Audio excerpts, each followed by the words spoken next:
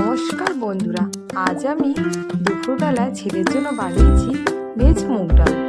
দেখো তাহলে, প্রথমে আগে আমি মুগ ডালটাকে ভেজে নিয়েছি।